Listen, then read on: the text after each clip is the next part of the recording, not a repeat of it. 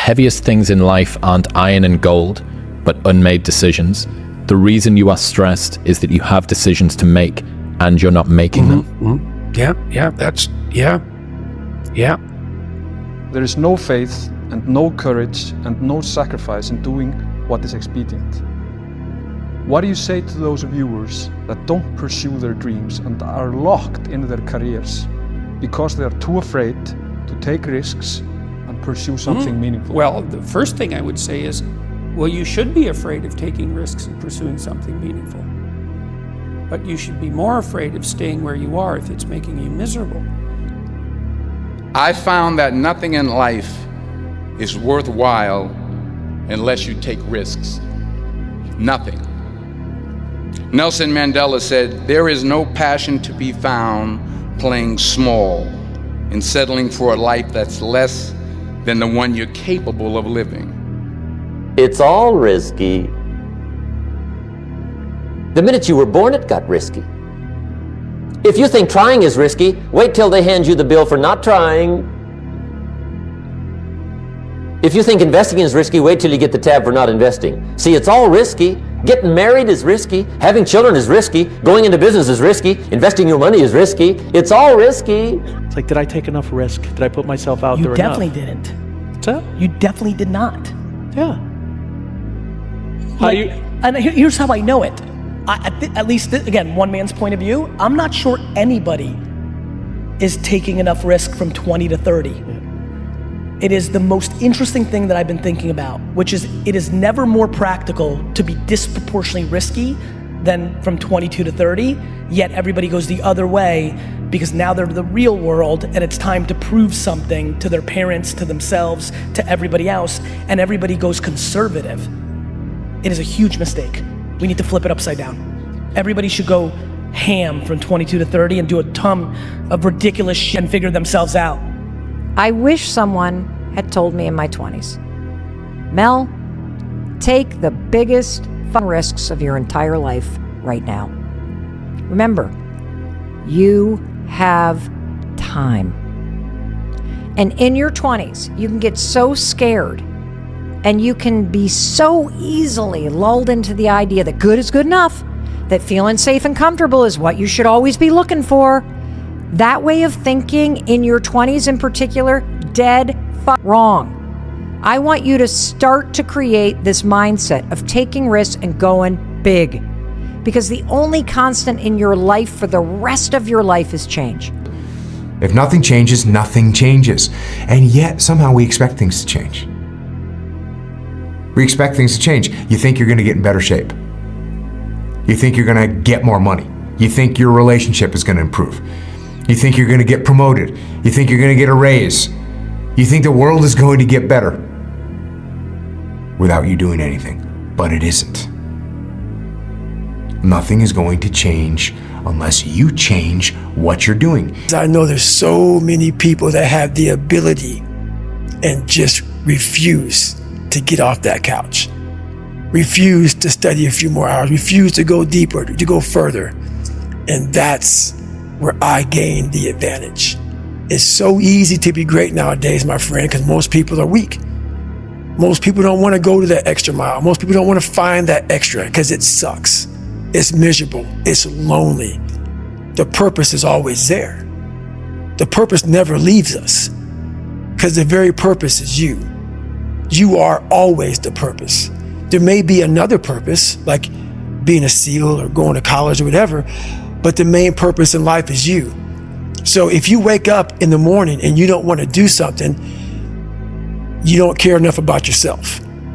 And that's what you need to really research is, man, why am I not doing this for myself? Because that is the number one purpose in life, is to better oneself. So that's the only purpose I need. If you really, really think about it, it is. Everything is in arm's reach. You just have to work to get there. There is no easy road to what you want. It's a long road. No, you're actually a lot closer than you think. But because you think it's so far away, you behave in accordance with that belief system, and it always keeps it that far away from you. You will fail at some point in your life. Accept it. You will lose. You will embarrass yourself. You will suck. at something. There's no doubt about it. Embrace it, because it's inevitable. If you don't fail, you're not even trying. I'll say it again. If you don't fail, you're not even trying. My wife told me this great expression. To get something you never had, you have to do something you never did. Les Brown's a motivational speaker. He made an analogy about this.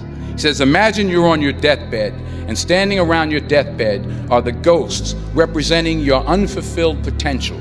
The ghost of the ideas you never acted on. The ghost of the talents you didn't use. And they're standing around your bed, angry, disappointed, and upset. Where the best way to fight the demons that chase you in the night is to stop and turn around. Turn around, face them, man up. Again, trite, right? Trite. In many ways. Yeah, well, Confucius had a great saying that, every man has two lives. And the second starts when he realizes he has just one. It's like you're paying a price by sitting there being miserable. And you might say, well, the devil I know is better than the one I don't. It's like, don't be so sure of that. The clock is ticking. Start putting some pressure on. Put some pressure on yourself. Get out here and get about it. Look, I'd love to sugarcoat this thing for you. I'd love to tell you, look, you can go out here and get rich, do a couple of things. That ain't happening. You gotta get real doggish.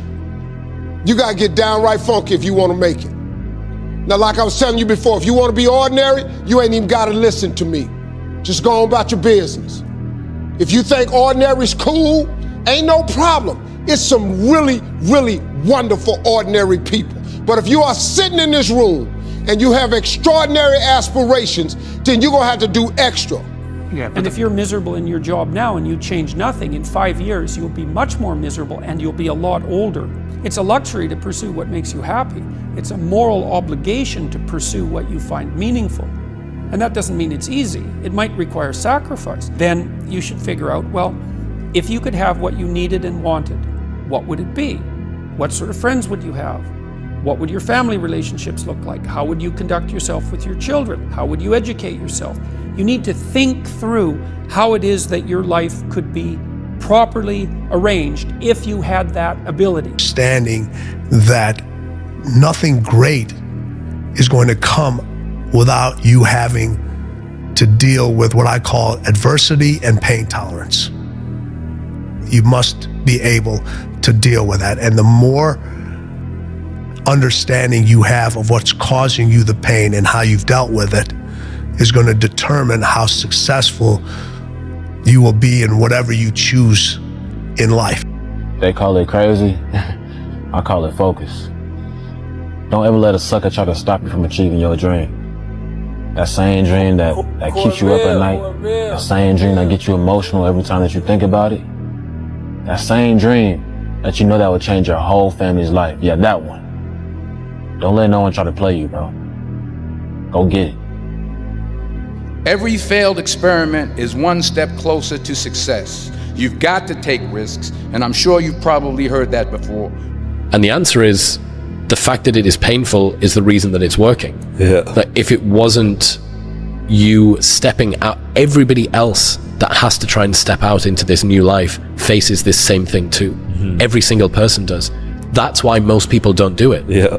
Like, this is what hard feels like, and this is why most people don't win. Mm-hmm. So continuing to push through and almost seeing that level of discomfort as a signal, it's like a way marker that's been planted in the ground. Yes, more this way. Mm-hmm. Because if it was all just super easy, well, how are you going to get anything different to what everybody else has got if you do the same thing that everybody else does? Yeah. And one of the best selectors for people not doing a thing is discomfort.